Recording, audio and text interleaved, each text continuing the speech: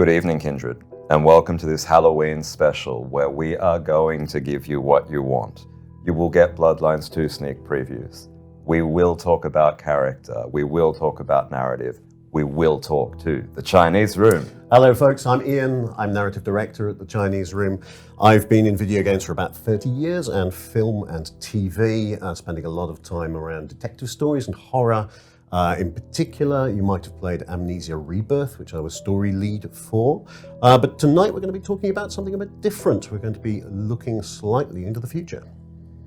And I'm Sean Graney, Executive Vice President for World of Darkness at Paradox Interactive. I've been with this project since 2017. I've been working with all of our World of Darkness projects, and I got into Vampire the Masquerade at a very uncomfortably early age, and it's been with me since then. Yeah, I spent most of the early 90s with Vampire 1st and 2nd edition, and I still have scars. So, why don't we get to what the people want and take a look at our character? Yeah, absolutely. So we're going to look at a short video now, and we're going to step into the future in 2024, around about Christmas, to the Glacier Hotel in Seattle, and watch our lead character meet somebody. Well, she didn't murder you, so that's a start. So then, you have me at a disadvantage. I assume, of course, that you know who I am? So the question is, who are you? You can call me Phyre. I seek an audience with the Prince of Seattle. I've been led to believe you can help. How delicious! Whatever could you possibly want with our beloved prince? That's my business. Now, Phyre, that is not a fair exchange. You came to me, after all. Do try and play along, darling. It's so boring otherwise. Let's try again. Who are you, really? Someone rudely awoken from 100-year sleep, covered in thin blood vitae, with this mark on my hand, and no explanation why. I want answers. Well, if that's all you wanted, why didn't you just say? So that's it? You'll help? And now what you've seen is truly a sneak peek. We are post-alpha, but this is game development, so certain sections may change, certain sections may remain exactly the same. Who did we just meet? So we met two people there. We met the person who we were talking to there is a character called Lou, who, if anybody knows anything about Seattle, they may be able to figure out who that is. Our protagonist, one version of our protagonist you saw there, is a character we call Phyre. Phyre is an elder kindred. Phyre has been asleep for around 100 years and has just woken up into modern day, or slightly near future, Seattle. And there are huge consequences to dropping an elder into a kindred city. Most games, we play a newbie. In all sorts of different RPGs, we play a newbie who is learning the ropes of the world. Phyre is different. Phyre is old, experienced. She's a hunter, she's a stalker. She knows how to be a vampire, but she doesn't know the current day situation and how her actions are going to affect the world. So, you're talking about how we're inverting the kind of RPG journey here. How is the Chinese Room handling that from a game development and design perspective? Yeah, there's a couple of really interesting things going on here. So firstly, it's the normal journey of an RPG character to gain power over time, but we're starting with a certain level of power here. You have impact from the very beginning. Phyre isn't at her full power, hasn't recovered it yet, and there are constraints that we don't want to spoil that mean she is effectively bound. She's in a bad situation. You may have seen that mark on her hand. That is a puzzle for her, it's a problem for her, it's something she's trying to solve. So the player journey, the character journey, is about regaining and possibly exceeding what she once was, and having making a big change to Seattle for reasons which I hope will become clear. So this is the inverse of Bloodlines 1 in some ways. In Bloodlines 1, you awake as a fairly unimportant vampire. You are used as a pawn by a number of different LA vampires. Here we'll be awaking as an elder in Seattle, trying to get their bearings, I'm assuming. Yeah, that's right. So this isn't a blank slate of a character. It's worth saying. Obviously, you can customize it. There'll be a choice of clans. There'll be a choice of outfits, a choice of gender, and as the gameplay goes through, it's up to you. Elements of her background are up to you to choose, and what she reveals to other people, and what story she's telling. Whether she's telling them a fantasy or whether she's telling them the truth. But there's a certain commonality, which is she stepped into a place she doesn't know and she can't grasp yet. At a time she doesn't know and can grasp.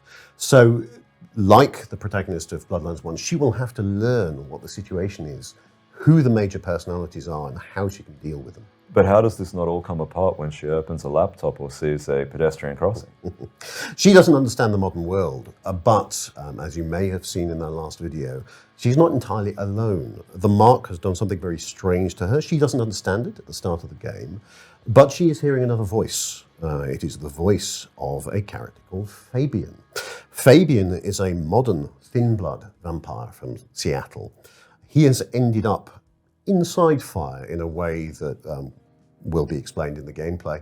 And he is trapped inside her. She is trapped with him. The two together have to navigate their way through this world. They may hate each other. They may grow to like each other. They may carry on hating each other all the way through, but they are bound together. He has an idea about how modern kindred work. He doesn't have the experience that Phyre does of vampire society, but he's got a pretty good view. So he can help her. He can guide her through Seattle.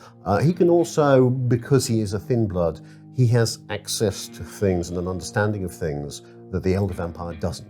So really this is the story of the two of them and how they navigate their way through this situation and how they affect Seattle. Will there be an ongoing evolution in our relationships with these characters, and can we affect that?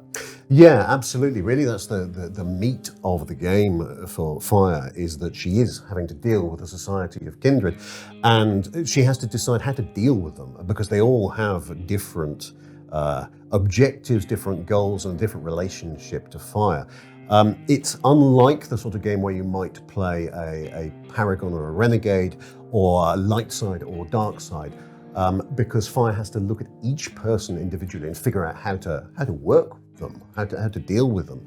Whether she goes, I am an elder, you have to do what I say, or whether she tries to court them, whether she is more insightful about what's going on. All those relationships will be different, and people will treat her differently because she treats them differently. And then the core feature of all this will be the relationship between her and Fabien. The two are caught together. Phyre is the only person who can hear Fabien. Fabien can't interact with anybody else. He sees everything that she does, and he sees how she treats other people. So that long-term relationship really is the heart of this story. And for fans of Bloodlines 1 and Vampire the Masquerade as a franchise, what will Fabien offer as far as feeding back that kind of information to the player? Well, the two talk through the whole game, and then as the story develops, the effects that she has and the effects that Fabien has on her, really, she's an elder vampire. She spent a lot of time not really thinking about humans as anything other than prey, really. She's distanced from that. In the same way that we as players are often quite distanced from violence in games and from the strange in games. Fabien is much more grounded. He's much more human, and really we're playing off the contrast between the two, the contrast between the elder and the younger, the contrast between the olden times and the new times and how the two interact.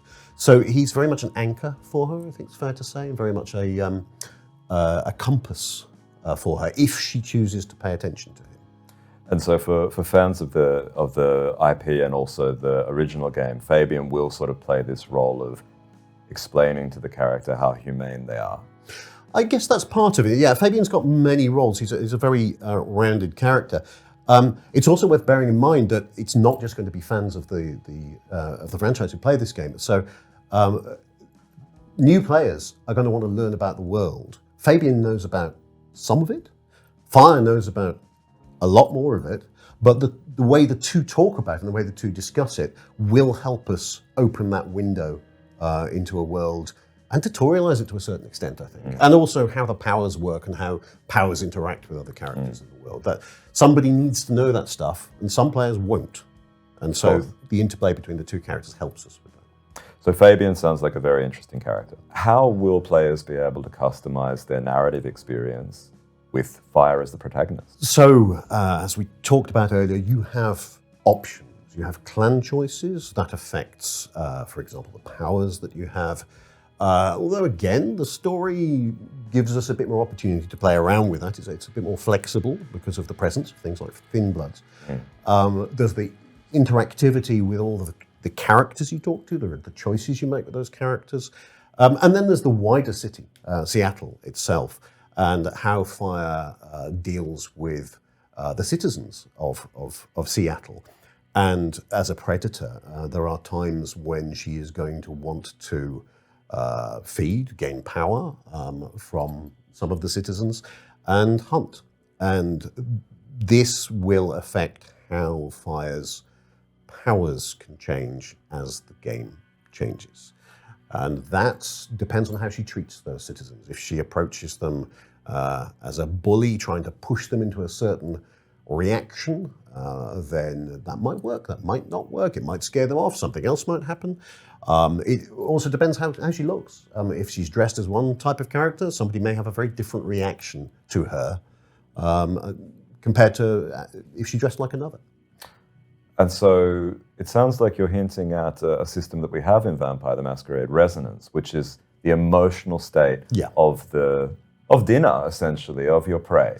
Yeah, absolutely. It's important to Phyre sometimes what the resonance of the character she's feeding on is, and she can push that, and she can change that, or attempt it. It might not work. As I said, depends how you're dressed, depends who the character is, and what they feel about how you've approached them. Players will have options to choose outfits, and those outfits will have a narrative and dialogue impact. Yes, that's absolutely true. People will recognize you as a different thing depending on what you're wearing. Very, very cool. So let us return to Seattle and another sneak peek. It's you. The nomad. Willem, I take it. You had some interesting guests outside. Expecting trouble? That depends. Why are you here? Earlier tonight, another kindred by the name of Isabella used this mark to sap my power. Do you know anything about it? No. All I had to do was keep my head down for just a few more nights. He's hiding something. Tell me, Willem, what rumors have you heard about me? That you were there in Cairo. They called you the Slayer. I have been many things to many people. And what will I be to you, Willem? And to this lonely, forgotten warehouse? You're exactly what he said you'd be. I guess that makes it easier. Makes what easier? What happens next? So vampires aren't traditionally paragons of truth. And I think here when we're talking to Willem, we can see that Phyre is more interested in pushing her agenda than necessarily being completely accurate about her biography. So what do these kinds of decisions mean for the dialogue and the story arc if you decide to tell Willem about your killer reputation versus take another route? So this is one of the advantages of playing an Elder. You have a history. You've been heard of before. Phyre has this legend associated with it. There are several legends, a whole collection of legends. Which of those are true is, to a certain extent, a decision for the player. We're leaving that deliberately. Was she at this particular incident? Did she cause the incident? Was she escaping the incident? And the variety of different background choices which we feed into it, a little bit like the way that Commander Shepard in Mass Effect has a series of background choices, although ours is slightly more complicated. But that means that when she approaches people in Seattle, they may have heard of her, and they may have some idea what she did. And that can be a scary legend, or it can give you a bit more nuance to it. I like to think of her as the Wild West movies where the gunslinger comes to town, who people know the reputation, and that makes them approach things in a very different way when they suddenly realize who they're up against. And that is the weightiness of the character we're dumping into Seattle's society here. So the background, this unreliable narration, as you said, it's left for the player to hint at, but the decisions that the player makes about Phyre's background will be reflected by other characters in the game, and that might affect them differently if they have a particular opinion about that. I mean, it's very interesting referring to the gunslinger coming to town. The legend is built because of distance in those kinds of scenarios. The stories don't reach each town accurately. Here you're playing with time. If you're hundreds of years old, there's very few people that can confirm or deny what you've done. And so as you make these decisions, as we move towards the end of the game, will they come together to produce different endings? Yes, I think it's fair to say that the choices you make for characters, the way that you portray Phyre, the way that you behave around other people, the story ends in different ways. And obviously I don't want to spoiler any of those. But the way that you affect Seattle long term, and what will become of some of the characters, if you left them alive, because you might not, will change the story of Seattle going on from that point. I did say that there'd be sneak peeks. They did say there'd be previews. So I will say, in Vampire the Masquerade, there are things that are much worse than death. And in this game, there will be those options. I have to ask, can players expect a yellow taxi? Oh, we're more about Uber these days. But you don't get a lot of taxis around in Seattle that are yellow in the middle of a snowstorm, but let's wait and see. Well, there's been a coffin full of reveals this evening. And very, very soon, we will be back revealing the playable clans in Bloodlines 2. Very happy you could join me tonight, Ian. Very happy to be able to give this information to the community. Any last words? I just want to say that at the Chinese room, we're really looking forward to you meeting our characters, spending a bit of time with them, and seeing how your story develops in Seattle.